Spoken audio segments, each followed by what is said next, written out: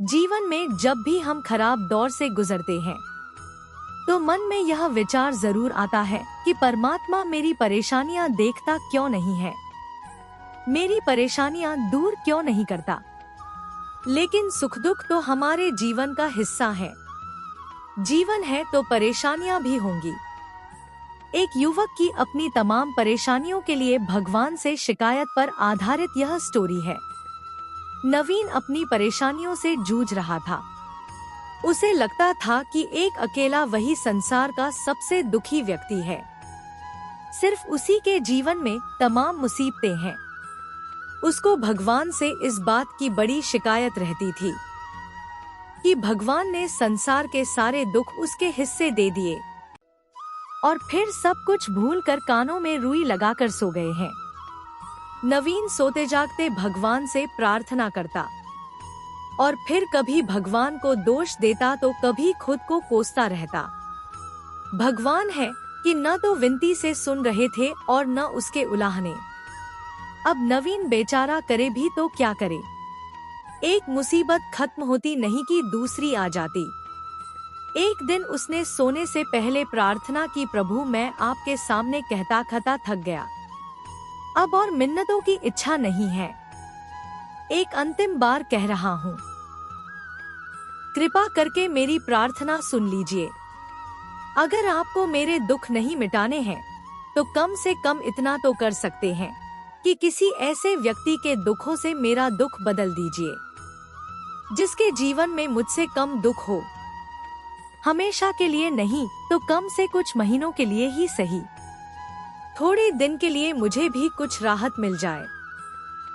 अब भगवान ने नवीन की आखिरी इच्छा सुन ही ली और उसे उस रात सपने में भगवान दिखे। भगवान बोले, बालक, मैं तुम्हारी प्रार्थना रोज सुनता था, पर मैं उनके ऊपर ध्यान ज्यादा दे रहा था जो तुमसे भी ज्यादा तकलीफ में है। खैर, तुम अपने सारे कष्टों को विस्तार से एक कागज पर लिखो, फिर एक गठरी बनाओ और शहर के मुख्य चौराहे पर जाकर उसे टांग कर आ जाओ। नवीन हड़बड़ाकर नींद से जागा। पहले तो उसको बिल्कुल यकीन ही न हुआ कि सच में भगवान आए थे और उन्होंने उससे यह सब बातें कही हैं। फिर सोचा कि आजमाने में क्या हर्ज है, क्या पता इससे ही कोई रास्ता निकल आए। उसने भगवान के दिए आदेश के अनुसार अपनी सारी परेशानियां अलग अलग कागजों पर लिखीं। इतनी परेशानियां लिख डाली कि सच में कागज का ढेर खड़ा हो गया और उसे गठरी में ही बांधना पड़ा। अब नवीन ने अपनी गठरी उठाई और पहुंच गया चौराहे पर। लेकिन वहां पहुंचकर चौराहे का नजारा देखकर अचंभे में पड़ गया। उसने देखा कि चौराहे पर तो पहले से ही लोगों की लंबी लाइन लगी हुई है जो उसी की तरह अपने अपने दुखों की बड़ी बड़ी गठरी लिए आ पहुँचे हैं। आखिर यह चक्कर क्या है? सब कुछ उसकी समझ से बाहर था। अभी वह इन विचारों में ही खोया था कि तभी एक आकाशवाणी हुई।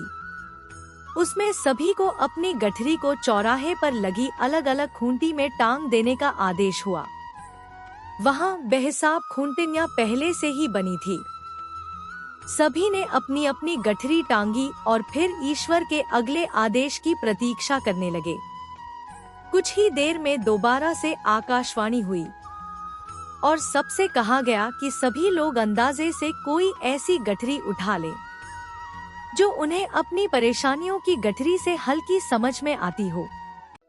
अब उन्हें वही दुख भोगने होंगे जो उनकी चुनी नई गठरी में दर्ज होंगे। आकाशवाणी सुनते ही सभी हल्की से हल्की गठरी को लपकने के लिए दौड़े। सबके साथ नवीन भी नई गठरी चुनने के लिए भागा। खूंटियों में टंगी समस्त गठरियों को घूरता हुआ वह काफी देर तक अंदाजा लगाता रहा। अब उसे एक डर और था कि कहीं वह कोई ऐसी गठरी न उठा ले जिसमें पहले से भी ज्यादा दुख हो। अगर ऐसा हुआ तो परेशानियां और बढ़ जाएंगी और मुझे लेने के देने पड़ जाएं। जीवन तहस-नहस हो जाएगा सो अलग। अब उसके मन में तरह तरह के विचार आने लगे। वह सोचने लगा कि कम से कम वह अपने दुखों से भलीभांति परिचित तो है और उन्हें झेलने का आदी भी हो गया है। उनके लिए कुछ रास्ते निकालने की शुरुआत भी की है। शायद उसका परिणाम आए तो एकाध दुख घट ही जाए।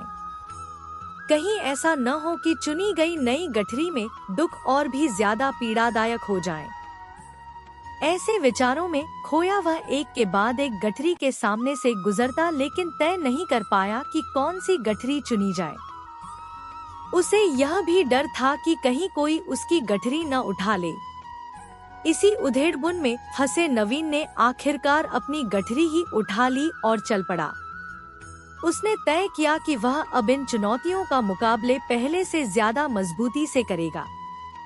धीरे धीरे नवीन को अपने ही दुख दूसरों से कम होते हुए महसूस हो रहे थे और उसके जैसे ही भाव वहां मौजूद हर व्यक्ति में आ रहे थे। सच में सबको अपना दुख ज्यादा बड़ा और ज्यादा पीड़ादायक लगता है। लगता है कि वही संसार का सबसे दुखी प्राणी है, पर हमसे भी ज्यादा न जाने कितने और दुखी हैं।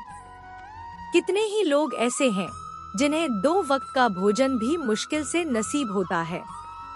श्री कृष्ण कहते हैं कि कभी किसी की शानदार कोठी के आगे से गुजरते हुए यदि यह ख्याल बार बार आया कि जब किस्मत बंट रही थी तो वह इस आदमी से पीछे क्यों रहा, अगर आगे रहता तो उसे भी ऐसा सुख और ऐश्वर्य मिल जाता।